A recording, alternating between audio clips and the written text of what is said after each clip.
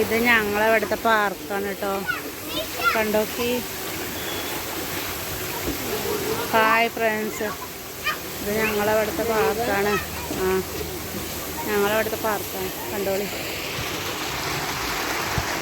ഇതാ ടാണ കേട്ടോ, ടാണയിലെ പാർക്കാണ്.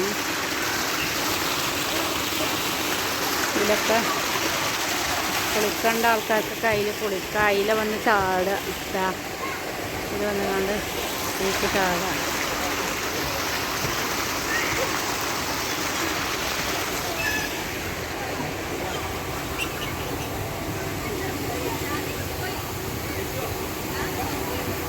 ഇവിടെ ഒരു മഹാബലി ഉണ്ട് കേട്ടോ.